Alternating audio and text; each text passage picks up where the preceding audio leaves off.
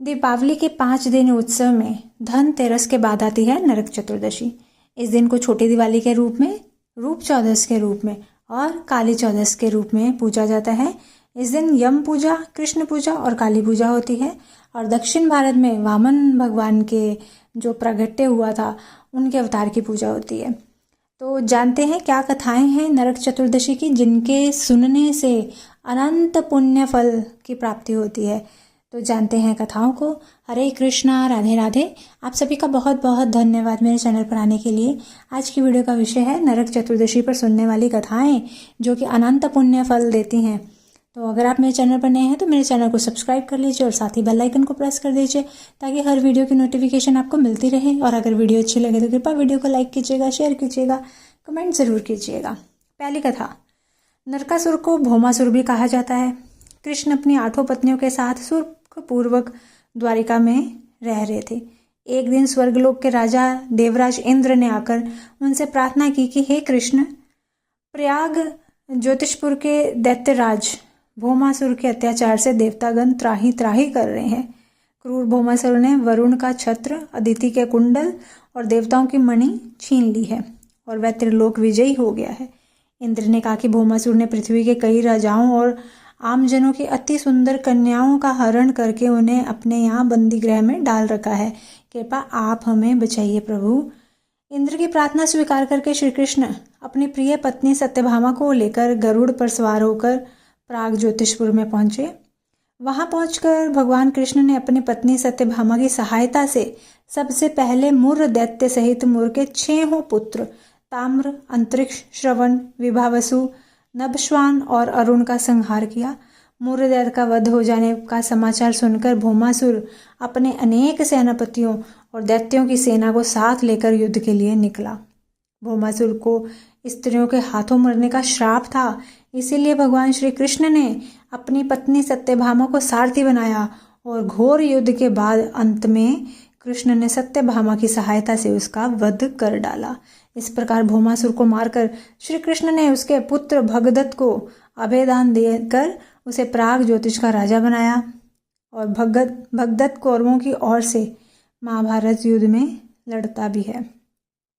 जिस दिन श्री कृष्ण ने भौमासुर का वध किया था उस दिन कार्तिक माह की चतुर्दशी थी, कृष्ण पक्ष की, इसलिए इसे नरक चतुर्दशी भी कहा जाता है। इस दिन श्री कृष्ण ने भौमासुर अर्थात नरकासुर का वध किया था और उसकी कैद से लगभग 16,000 महिलाओं को मुक्त कराया था। इसी खुशी के कारण दीप जलाकर उत्सव मनाया जाता है। और जो ये 16,000 महिलाएं थीं, इनको भौमासुर ने अपनी कैद में रख रखा था। तो उस समय ये प्रचलन था कि अगर कोई भी स्त्री एक रात भी बाहर रह जाती है तो उसके घर वाले उसका त्याग कर देते हैं। तो इन्हीं 16,000 जो ये कन्याएं थीं, इनको श्री कृष्ण ने अपनाया, क्योंकि वह श्री कृष्ण की शरण में आए कि हमारा आपके अलावा कोई नहीं है, आप हमें स्वीकार कीजिए। और जबकि सत्यभामा जी भी उस टाइम पे वहाँ मौजूद थी, पर फिर भी भगवान श्री कृष्ण इतने कृपालु हैं, इतने दयालु हैं कि अपनी शरण वाले जो भी उनकी शरण में आता है उन्हें अपनी शरण देते हैं। तो उन्होंने उन कन्याओं को स्वीकार किया और फिर उनके साथ विवाह किया। दूसरी कथा। इस दिन दक्षिण भारत में वामन पूजा का भी प्रचलन है। कहते हैं कि इस दिन राजा बलि महाबली को भगवान विष्णु ने वामन अवतार में हर साल उनके यहाँ पहुँचने का आशीर्वाद दिया था। इसी कारण से वामन पूजा की जाती है। और बलि ने कहा था कि हे भगवान, आपने कार्तिक कृष्ण त्रयोदशी से लेकर अमावस्या की अवधि में मेरी संपूर्ण पृथ्वी नाप ली है, इसलिए जो व्यक्ति मेरे राज्य में चतुर्दशी के दिन यमराज के निमित्त दीप दान करेगा उसे यम यातना नहीं भोगनी पड़ेगी, नहीं देखनी पड़ेगी। और जो व्यक्ति इन 3 दिनों में दीपावली का पर्व मनाए उनके घर को लक्ष्मी जी कभी भी छोड़ के ना जाए, ऐसा वरदान दीजिए। यह प्रार्थना सुनकर भगवान वामन बोले कि राजन ऐसा ही होगा, तथास्तु। भगवान वामन द्वारा राजा बलि को दिए गए इस वरदान के बाद से ही नरक चतुर्दशी के दिन यमराज के निमित्त व्रत, पूजन और दीपदान का प्रचलन आरंभ हुआ। तीसरी कथा यह है कि रंती देव नामक एक धर्मात्मा राजा थे। उन्होंने अनजाने में भी कोई पाप नहीं किया था, फिर भी जब मृत्यु का समय आया तो यमदूत उन्हें नरक ले जाने के लिए आ धमके। राजा ने कहा कि आप मुझ पर कृपा करें और बताएं कि मेरे किस अपराध के कारण मुझे नरक जाना पड़ रहा है। यह सुनकर यमदूत ने कहा कि हे राजन, एक बार आपके द्वार से एक ब्राह्मण भूखा लौट गया था, यह उसी पाप कर्म का फल है। यह सुनकर राजा ने यमदूत से 1 वर्ष का समय मांगा। तब यमदूतों ने राजा को 1 वर्ष की मोहलत दे दी।